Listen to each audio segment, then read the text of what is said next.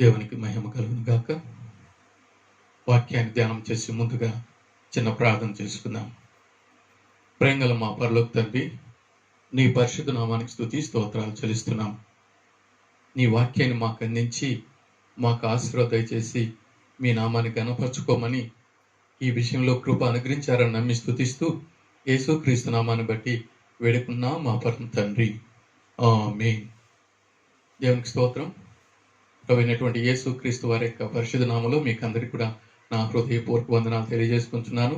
మీరందరూ కూడా ప్రభు కృప వలన మంచిగా ఉన్నారని ఆ దేవుని నేను స్తుతిస్తున్నాను. ఈరోజు వాక్యాన్ని ధ్యానం చేసేదానికి పరిశుద్ధ గ్రంథంలో నుంచి రోమా పత్రిక 16వ అధ్యాయము 1-2 వచనాలు చదువుకుందాం.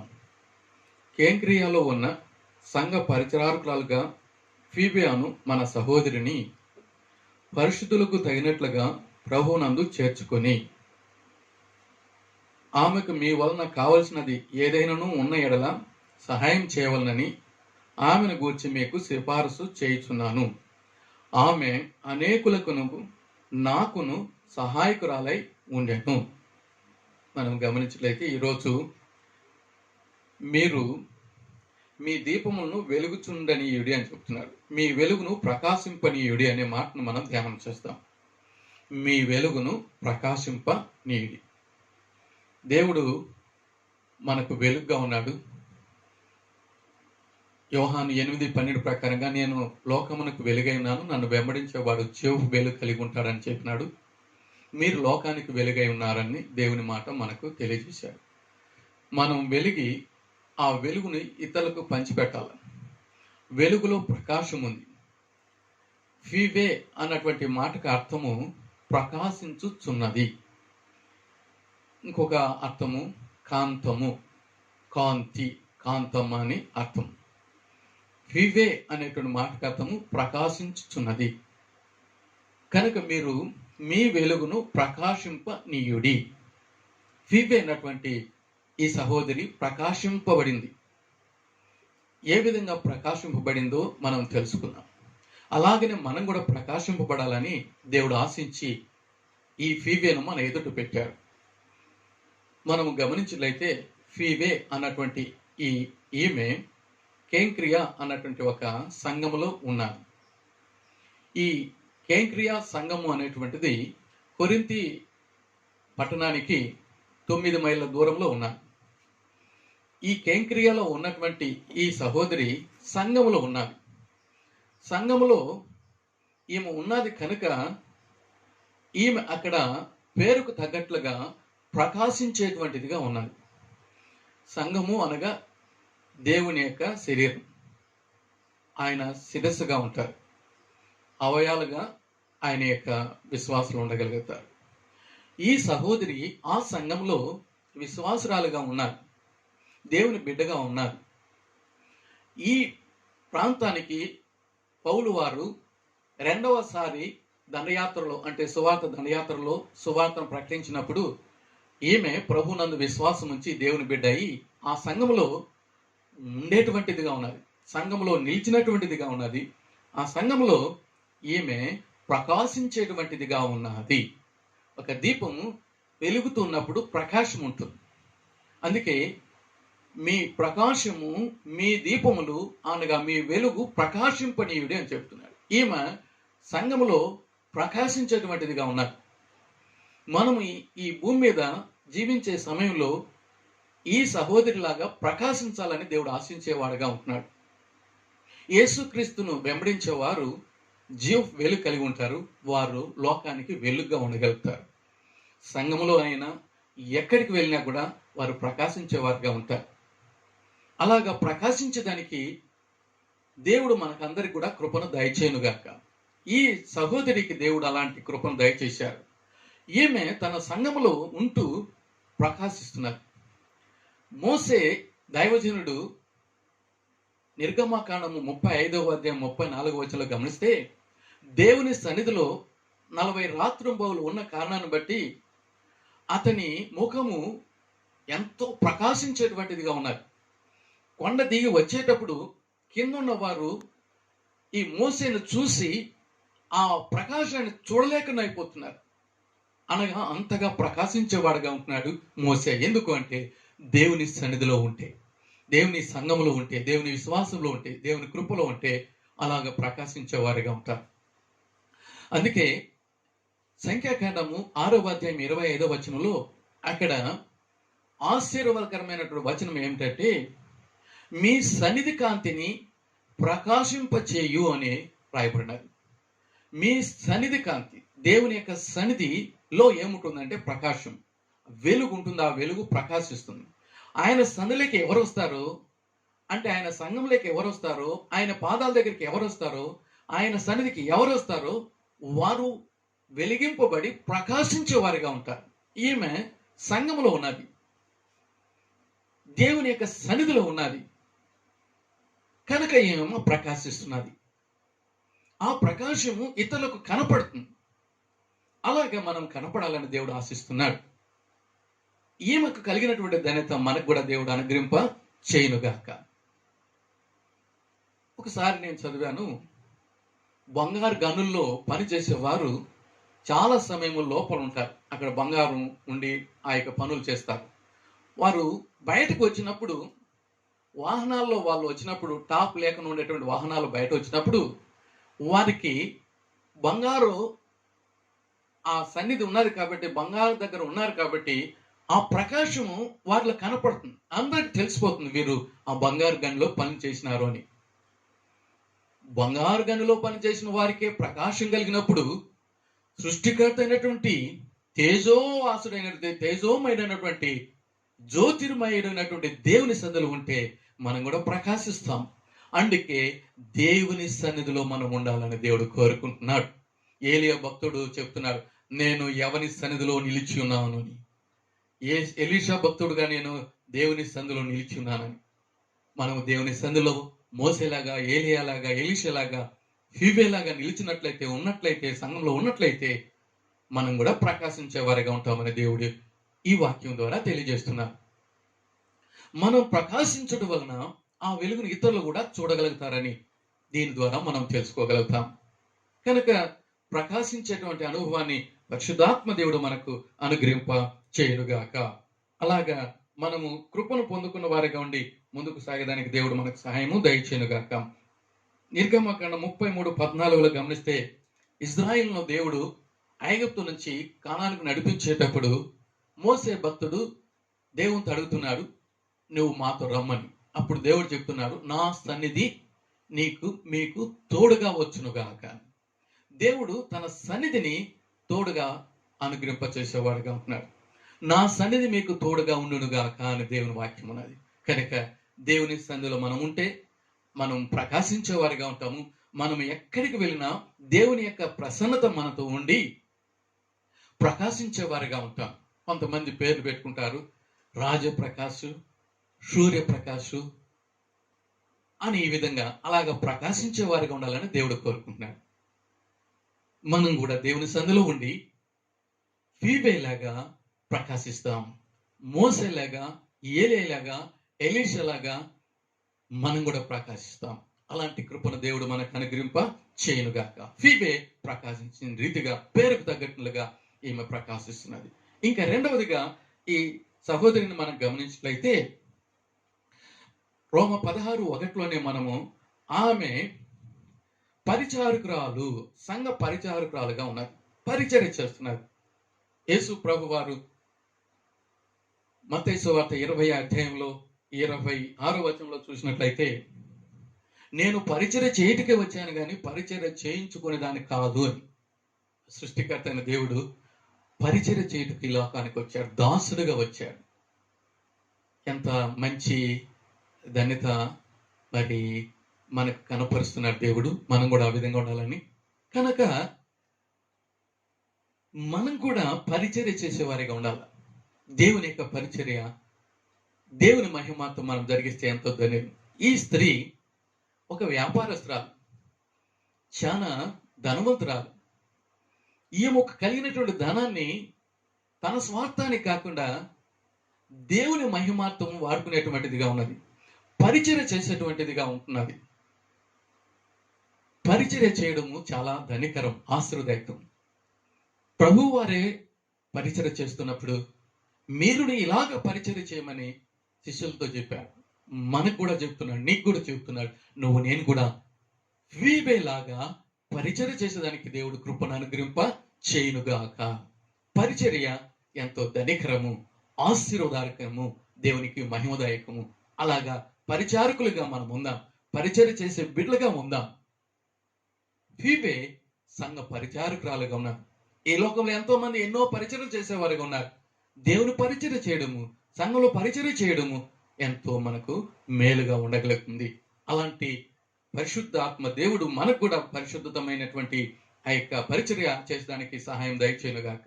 ఒకసారి ఒక సంఘంలో ఒక సహోదరి ప్రార్థనకు ముందుగానే వచ్చేసి మందిరం అంతా కూడా క్లీన్ చేసేసి, బాత్రూమ్లు, లెట్రిన్లు అంతా కూడా నీట్గా చేసేసి మళ్ళీ ఇంటికి వెళ్ళి మళ్ళా తొందరగానే మందిరానికి వచ్చేస్తుంది. ఒకసారి ఆ యొక్క సహోదరి మందిరాన్ని, ఆ బాత్రూము, లెట్రిన్ ఇవన్నీ కూడా క్లీన్ చేసేటప్పుడు చూసినాడు పాస్టర్ గారు. చాలా సంతోషం అయిపోయింది. పాపము ఏమో పేదరాలు ఇంతగా పరిచయం చేస్తుంది, మళ్ళా ప్రార్థనకు తొందరగా రావాలి కదా, తిరిగి వచ్చేదానికోసము మరి నడుచుకొని వచ్చేదానికి చాలా టైం పట్టింది కదా, ఇందా అమ్మ అని కొంచెం డబ్బులు ఇవ్వబోయాడు. ఆమె, అయ్యగారు నాకు అక్కడ కారు ఉందని చెప్పినప్పుడు ఈయన ఆశ్చర్యపడ్డాడు. అక్కడ డ్రైవర్ కాసుకున్నాడు, పెద్ద మంచి వాల్యుబుల్ కారు ఉన్నది. అప్పుడు అనుకున్నాడు, ఈ తల్లి ఆమె ఎయిర్పోర్ట్లో పనిచేసేటువంటి ఆయమ్మ దేవుని యొక్క బిడ్డ, గొప్ప ధనవంతురాలు.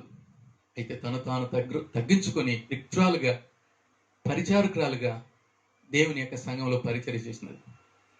ఆ పాస్టర్ అనుకున్నాడు, ఇంత ధనవంతురాలయ్యి కూడా, ఇంత గొప్ప పదవిలో ఉండి కూడా ఎంత పరిచర్య చేస్తుంది అమ్మ, చాలా ఆశ్చర్యము. ఎంత తగ్గించుకున్నది, ఎంత దీనురాలు, ఈ పరిచర్య ఎంత దేవునికి మహిమ అని అతను ఎంతగానో ప్రభువుకు కృతజ్ఞతాస్తుతులు చెల్లించగలిగారు. కనుక ప్రియమైన వాళ్ళరా, ఈ సమయంలో ఫీబేను మన ఎదుటి పెట్టిండగా ఈమె ఏ రీతిగా సంఘానికి పరిచర్య చేసిందో ఏమో, కానీ పరిచారకురాలు అని అక్కడ రాయబడి ఉన్నారు. మరి మనం కూడా చేసేదానికి దేవుడు తన కృపను మెండుగా అనుగ్రహింప చేయనుగాక. మూడవది గమనిస్తే, ఈ సహోదరిలో ఈమె పరిశుద్ధురాలుగా మనం చూడగలుగుతున్నాం. ఫీబే అను మన సహోదరి పరిశుద్ధులకు తగినట్టుగా ప్రభువునందు చేర్చుకొని అనే మాట రాయకున్నది. ఈమె కెంక్రియా నుంచి రోమాకు ఈ పత్రికను, రోమా పత్రికను తీసుకొని వెళ్ళేటువంటిదిగా ఉన్నారు. పౌలు గారు ఈమెకు రికమెండ్ చేస్తున్నాడు, ఈమె విషయంలో ఎలాగ ఈ అమ్మను మీరు ట్రీట్ చేయాలా, ఎలాగ ఈ అమ్మను మీరు స్వీకరించుకోవాలా అని తెలియజేస్తున్నాడు. అనగా ఈ అమ్మ పరిశుద్ధురాలు, పరిశుద్ధులకు తగినట్లుగా అంటే ఈ అమ్మ పరిశుద్ధురాలు. పరిశుద్ధత మనకి ఎలాగొస్తుంది? యేసు రక్తంతో అడగబడితే, యేసు నామములో విశ్వాసం వస్తే మనకు పరిశుద్ధత కలుగుతుంది. పరిశుద్ధ గ్రంథంలో మనం గమనించలేతే రోమా 15:16 పరిశుద్ధాత్మ దేవుడు మనల్ని పరిశుద్ధపరుస్తాడు. ప్రార్థన ద్వారా మనం పరిశుద్ధపరచబడతాం. దావీదు ప్రార్థన చేస్తున్నాడు కీర్తన 18:28, నా దీపం వెలిగించేవాడు నీవేని. వెలిగించేవాడు దేవుడు. ఆ దీపము వెలుగుతున్నప్పుడు ప్రకాశిస్తుంది. భక్తిహీనుని యొక్క దీపం ఆరిపోతుంది, అక్కడ ప్రకాశం ఉండదు. ఈమె భక్తిపరురాలు, పరిశుద్ధురాలు. ప్రార్థన ద్వారా, వాక్యం ద్వారా, వాక్యం మనం గమనిస్తే ఎఫెసీ పత్రిక 5:27 సంఘాన్ని దేవుడు ఉదక స్నానం చేస్తాడు, అంటే శుద్ధి చేస్తాడు. పరిశుద్ధులకు తగినట్లుగా అన్నమాట అక్కడ, అనగా పరిశుద్ధురాలు. మనం కూడా పరిశుద్ధులుగా ఉండాలని దేవుడు ఆశిస్తున్నాడు. నేను పరిశుద్ధుని, మీరు కూడా పరిశుద్ధులుగా ఉండాలని ఆయన పిలిచాడు. పరిశుద్ధత మనకెంతో ధన్యత, పరిశుద్ధత మనకెంతో భాగ్యం. దేవుడు మనకు పరిశుద్ధును అనుగ్రహింపచేసే దానికోసం ఆత్మ ఇస్తున్నాడు, వాక్యం ఇస్తున్నాడు, ప్రార్థన ఇస్తున్నాడు, విశ్వాసం ఇస్తున్నాడు. వీటి ద్వారా మనం పరిశుద్ధత కలిగిన వారిగా ఉండి పరిశుద్ధులుగా జీవించి దేవునికి మహిమ కలిగించాలని దేవుడు ఆశిస్తున్నాడు. పరిశుద్ధత ప్రకాశం కలిగించేటువంటిదిగా ఉంటున్నది. అలాంటి పరిశుద్ధత మనలో దేవుడు అనుగ్రహింప చేసి మహిమ పొందునుగాక. ఒకసారి ఒక యవనస్తురాలు దేవుని నమ్ముకుంది, ప్రభు బిడ్డగా ఉన్నది, పరిశుద్ధురాలుగా ఉన్నది. కొంతమంది రౌడీ గ్యాంగ్ కిడ్నాప్ చేసి కారులో తీసుకువెళ్ళి ఏకాంత ప్రాంతానికి తీసుకువెళ్ళి ఆమెను పాడు చేయాలని తలంపుతో తీసుకుని వెళ్ళారు. ఒక ప్రాంతం నిలిపి ఆమె దిగేటట్లు చేసినప్పుడు ఆకాశం వైపు కనులెత్తి ప్రార్థన చేసింది.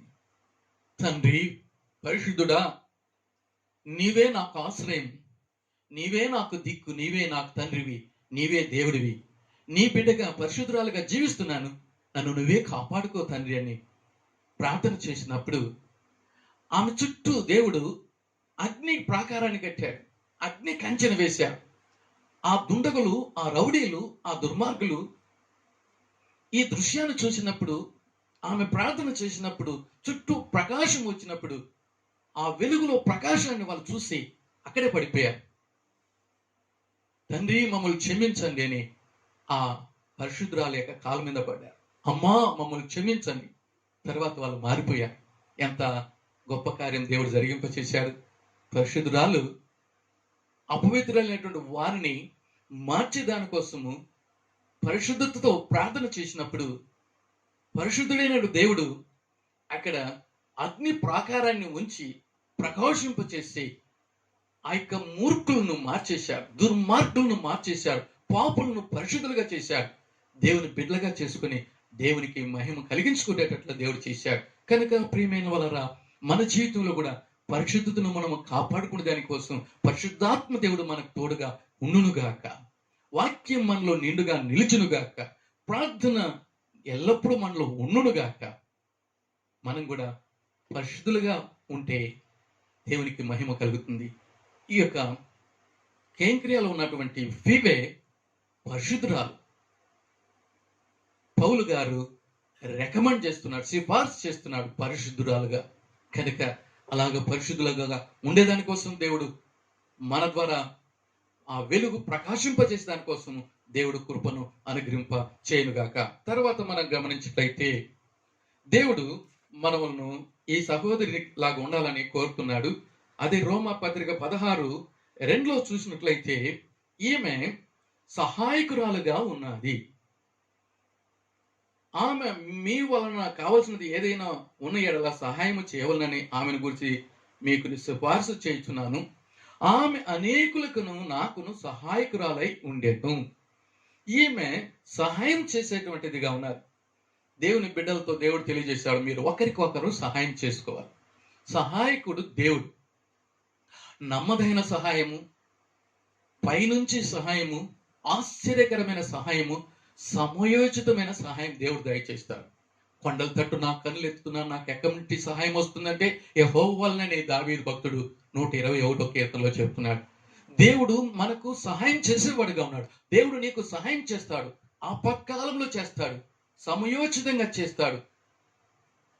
అందుకే కృపా సింహాసనం దగ్గరికి మనం ధైర్యంగా చేరగలుగుతామని హెబ్రీ 4:16 మనం చూడగలుగుతాం.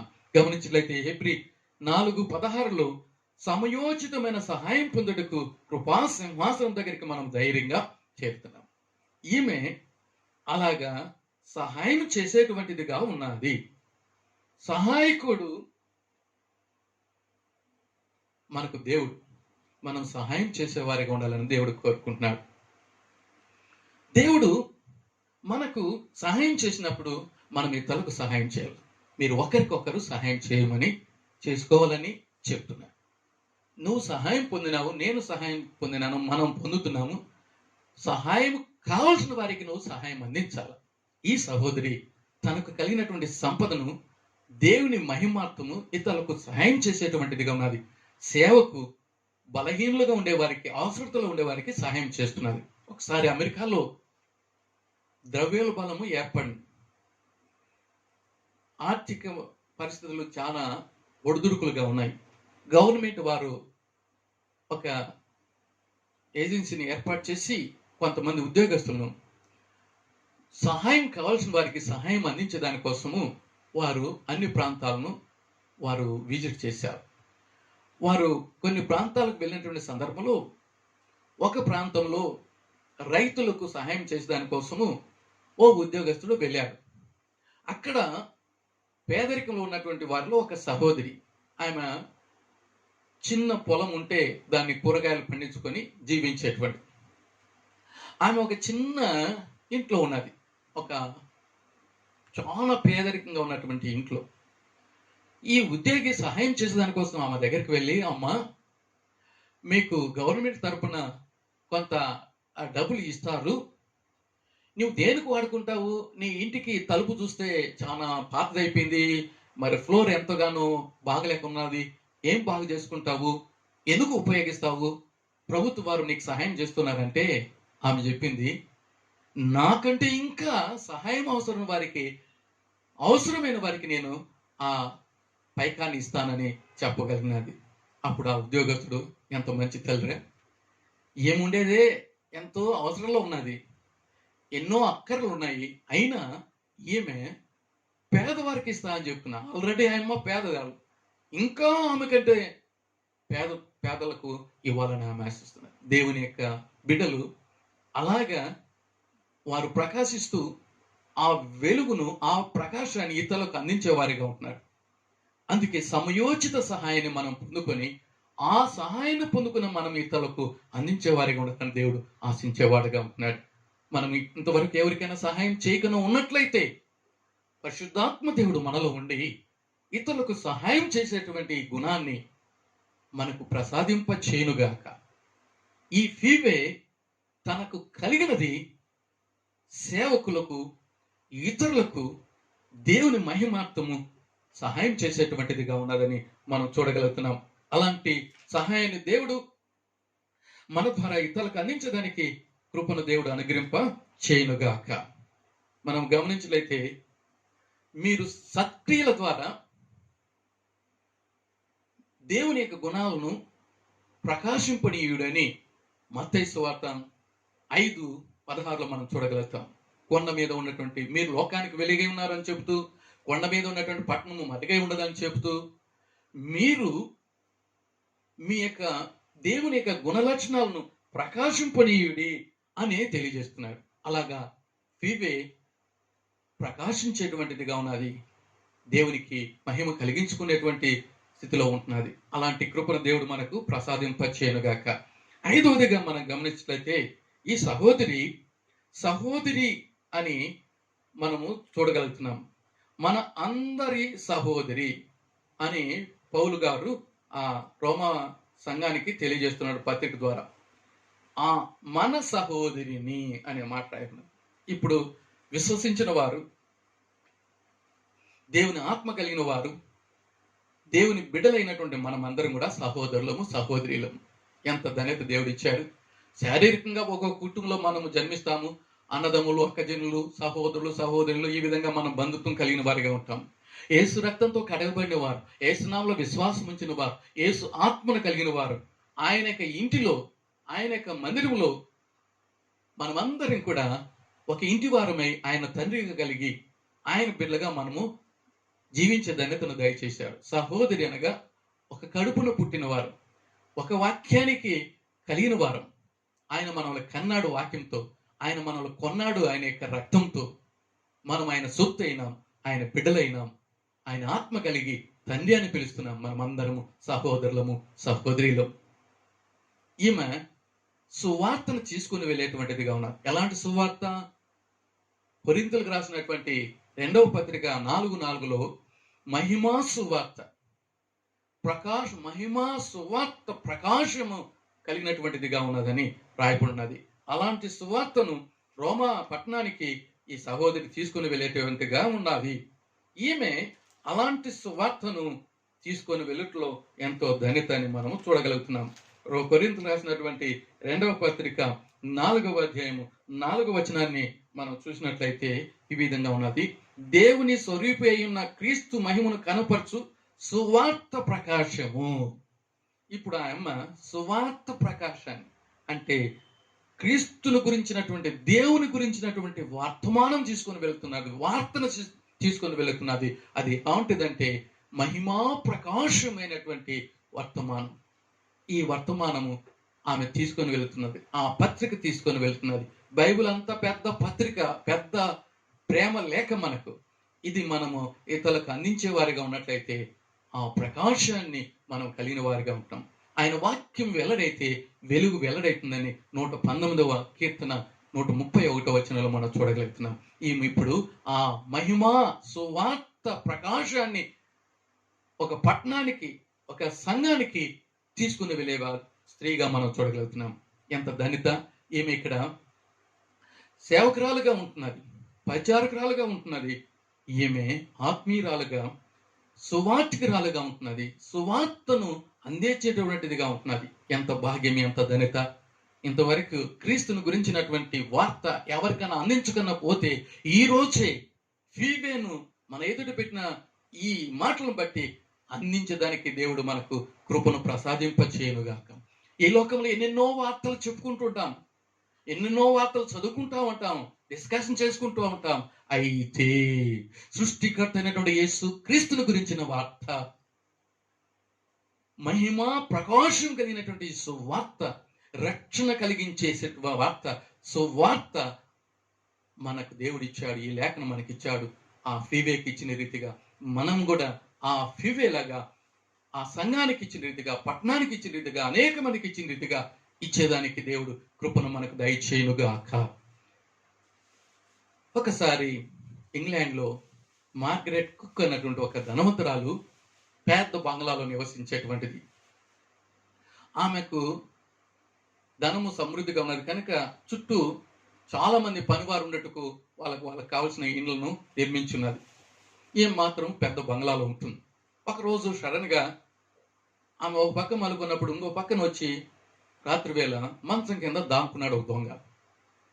ఈమె చూసినది, ఏం చేయాలా, సమీపంలో ఉన్నటువంటి పనివారికి పిలిస్తే అంతలోపల ఇతడు ఏమైనా ట్రబుల్ చేస్తాడేమో నాకు అనేసి ఆలోచన చేసి, దేవుడా నాకు ఇప్పుడు సహాయం చేయి, నువ్వు దేవుడు అని ఈ దొంగ తెలుసుకోవాలా, నువ్వు దేవుడు అని తెలుసుకొని నీ బిడగా మారిపోవాలా, ఇతని వల్ల నాకు కానీ ఎవరికి కానీ కీడు కలగకూడదు అనేసి ఆలోచన చేసి ఆమె అక్కడ దొంగ దాంకొని ఉన్నాడనేది ఆ ఆలోచన అతనికి కలగకుండా ఈయమ్మ ఆమె ఆ యొక్క స్థితిని చూడకనే ఉన్నట్లుగా లోపలికి వచ్చి బైబిల్ చదువుకొని పాట పాడుకొని ప్రార్థన చేసుకోగలిగింది. ఆ మాటలో జీవకరమైనటువంటి సువర్తమానం, మహిమా ప్రకాశం. మనసు కింద పండుకున్నటువంటి వ్యక్తి వింటున్నాడు, పాట విన్నాడు, వాక్యం విన్నాడు, ప్రార్థన కూడా వింటున్నాడు. ప్రభువా, దొంగలు నశించి నరకానికి పోతారు, అక్కడ చీకటి, అక్కడ అగ్ని ఆరదు, పురుగు సావదు, భయంకరమైన శిక్ష, ఆ శిక్షకు ఎవరు కూడా గురి కాకూడదు, రక్షించు ప్రభువా అని అన్ని ప్రార్థన అంశాల్లో దొంగను గురించినటువంటి ప్రార్థన అంశం. ఇతడు వింటున్నాడు, హృదయం మారిపోయింది. ఆమె ఏమి తెలియనట్లుగానే ప్రార్థన చేసుకొని లైట్ ఆఫ్ చేసి బెడ్ లైట్ ఆన్ చేసి పండుకున్నది కానీ నిద్రపోలేదు. కొంత సమయం తర్వాత దొంగ లేచి, అమ్మా నీకు వందనాలు, నేను రియల్గా వచ్చింది దొంగతనం చేసేదానికి, మీకు కీడు చేసేదానికి, అయితే నీవు దేవుణ్ణి పాట పాడావు, వాక్యం చదివావు, ప్రార్థన చేశావు, నా హృదయం మారిపోయింది, దేవుని యొక్క సువార్త నా హృదయాన్ని తాకింది, నా హృదయం బద్దలైంది, నేను మారిపోయాను అని చెప్పేసి వెళ్ళిపోయాడు. అతడు ఏదో సిగ్నల్ ఇచ్చేటప్పుడు అతనితో కూడా చాలా మంది ప్రక్కన కొంత దూరంలో ఉన్నారు, వాళ్ళందరూ కూడా అక్కడి నుంచి వెళ్ళిపోయారు. తర్వాత లెటర్ రాశాడు, ఓ తల్లి, నీవు చేసిన ప్రార్థన వాక్యము, నీ పాట నా జీవితాన్ని మార్చేసింది, నేను దేవుని నమ్ముకున్నాను, దేవుని బిడ్డను అయిపోయాను, నీకు కృతజ్ఞత వందనాలు ప్రభునామంలో తెలియజేస్తున్నానని లెటర్ రాశాడు. మరి కొంతకాలం అయిన తర్వాత ఆ ఊర్లో పెద్ద మీటింగ్ జరిగినది. ఆ మీటింగ్కు ఆ దొంగ మారినవాడు వచ్చి సాక్ష్యం చెప్పాడు, నేను ఈ ఊరిలో ఒక ఇంట్లో దొంగతనానికి వెళితే ఒక తల్లి యొక్క పాట, ప్రార్థన, వాక్యం నన్ను మార్చేసింది, ఇప్పుడు దేవుని బిడ్డను అయిపోయినాను. ఆ మీటింగ్కు ఈ కుక్కు కూడా వెళ్ళారు. అప్పుడు లేచి చెప్పింది, ఇది నిజమే, ఆ సహోదరి నేనే, ఆ పాట, ప్రార్థన, వాక్యము వినిపించింది నేనే అన్నప్పుడు ఆ చేరినటువంటి సభ వారందరూ కూడా ఆశ్చర్యపడారు. దేవునికి ఎంతో కృతజ్ఞత చెల్లించారు. అక్కడ దేవునికి మహిమ కలిగింది. ఆ సువార్త ప్రకాశము ప్రకాశించేటట్లుగా దేవుడు కృప దయచేశాడు. కనుక ప్రియమైన వాళ్ళరా, ఫీబేలో ఈ కార్యాలు ఉన్నాయి. ఆమె కేంక్రే అన్నటువంటిది రోమ పట్టణానికి చాలా దూరం ఉన్నారు. సుమారుగా 800 మైళ్ళు, అంటే 1200-1300 కిలోమీటర్ల దూరం. ఇప్పుడులాగా ప్రయాణ సౌకర్యాలు, విమానాలు, రైళ్లు లేవు. ఓడల్లో వెళ్ళాలి, అది ప్రమాదం, చాలా కష్టతరం. ఒక్కొక్కసారి తుఫాన్లు చెలరేగుతాయి. ఎంతగానో ప్రమాదకరమైనటువంటి పరిస్థితులు ఏర్పడవచ్చు. అయినా ఈమె దేవుని వాక్యాన్ని, ప్రకాశమానమైనటువంటి మహిమాసు వార్తను తనతో ఉంచుకొని జాగ్రత్తగా భారముతో కాపాడుకొని అక్కడ చేర్చవలసిన చోటుకు చేర్చి దేవుని మహింపరిచేటువంటి ధన్యతను దేవుడు ఆమెకు ప్రసాదింపచేశాడు. ప్రియమైన వాళ్ళరా, ఈ జీవిత యాత్రలో నీలో నాలో దేవుని వాక్యం ఉంటే ఈ సువర్తమానాన్ని, ఈ ప్రకాశమానమైనటువంటి మహిమా వాక్యాన్ని ఇతరులకు అందించట్లో మనం కూడా చేద్దాం. దేవుడు మహిమ పొందేదానికి దేవుడు కృపను మనకు అనుగ్రహింప చేస్తాడు మన ద్వారా. కనుక ఫీబేను మన ఎదుట పెట్టుండగా ఈమెలో ఉన్నటువంటి మంచి గుణాలు మనం చూసాం. ఈ సహోదరిలో ఉన్నటువంటి గుణాలు మనలో కూడా ఉండి ఆ తండ్రిని మహింపరుస్తాం. ఈమె కేంక్రేలో ఉండి దూర ప్రాంతమైనటువంటి రోమా పట్టణానికి లేఖను తీసుకుని వెళ్ళింది. దేవుని యొక్క కృపను బట్టి ఈమెలో వెలుగు ప్రకాశించేటట్లుగా ప్రవర్తించినది. కేంక్రియాలో సంఘంలో ఉండి ఆమె ప్రకాశించినటువంటిదిగా చూడగలుగుతున్నాము. పరిచారకురాలుగా ఉండి పరిచర్య చేసినది ఈమె. ఈ పరిచర్ను బట్టి దేవుని యొక్క మంచి కార్యాలు ఇతరులకు తెలుసుకునే దానికి, పొందుకునేదానికి దేవుడు సహాయం చేశాడు. ప్రకాశించినది, పరిశుద్ధురాలుగా ప్రకాశించినది. ఇంకా ఈమె సేవకురాలుగా ప్రకాశించినది. మహిమ ప్రకాశ వర్తమానము కలిగి అది అందించి ప్రకాశించేటువంటిదిగా ఉన్నది. ఈ మంచి గుణ లక్షణాలు మనలో కూడా ఉండి మన ద్వారా ఈ ప్రకాశాన్ని లోకానికి అందించడానికి దేవుడు తగినటువంటి బుద్ధిని ప్రసాదింపచేయునుగాక, జ్ఞానాన్ని అనుగ్రహింపచేయునుగాక. బుద్ధిమంతులైతే ఆకాశమందు జ్యోతుల్లాగా ప్రకాశిస్తారు. మనకు అలాంటి బుద్ధి, జ్ఞానము, వివేచన పరిశుద్ధాత్మ దేవుడు ప్రసాదింప చేయునుగాక. మనం కూడా ఫీబేలాగా ప్రకాశించే వారిగా ఉండడానికి దేవుడిచ్చిన మాట ప్రకారంగా మీ వెలుగును ప్రకాశింపనీయుడి అనగా మన దీపాలు వెలుగుతూ ఉండాలా, వెలుగుతూ ప్రకాశించే వారిగా ఉండాలా. దీని ద్వారా దేవునికి మహిమ కలుగుతుంది, మన జీవితాలు ధనికరం అవుతుంది. ఫీబే పేరుకు తగ్గట్లుగా ప్రకాశించింది.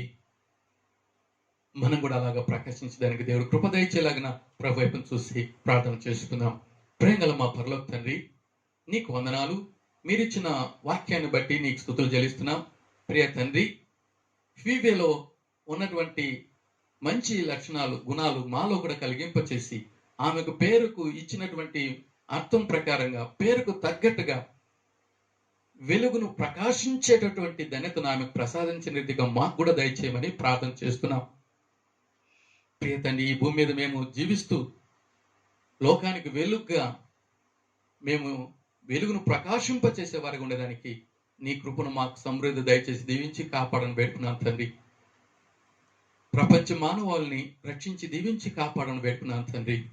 పాపం అనేటువంటి చీకటిని పారదోలేటువంటి వెలుగును మాలో నిలిపి మేము జ్యోతులుగా ఉండుటకు కృపను ప్రసాదించి మాలో ఉన్న వెలుగు ప్రకాశిస్తూ చీకటిని పారదోలి వెలుగుతో మేము నింపబడి అనేక మందిని వెలుగుతో నింపేటట్లుగా మాకు సహాయం చేసి దీవించి కాపాడాలని, ఏ బిడ్డకు ఏం కొరతున్నదో మీ పరిశుద్ధాత్మ ద్వారా అందరికి దయచేయని పెడుతున్నాను. నిన్ను ఆశ్రయించే వారికి సమస్త మేలు మీరు దయచేశారు. అలాంటి మేలు అందరూ పొందుకొని నీకు కృతజ్ఞతాస్తుతులు చెల్లించే ధన్యతను మీరు దయచేశారని నీకే మహిమ ఘనత ప్రభావాలు ఆరోపింపజేస్తుండగా యేసుక్రీస్తు నామాన్ని బట్టి వేడుకున్నాను నా ప్రియ పరలోక తండ్రి, ఆమేన్.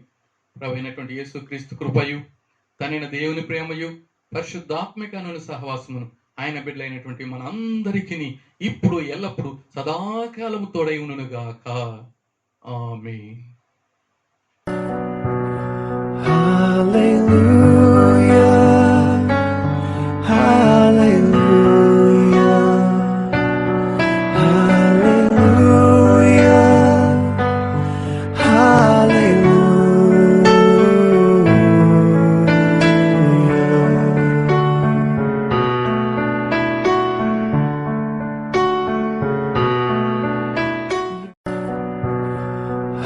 Hallelujah.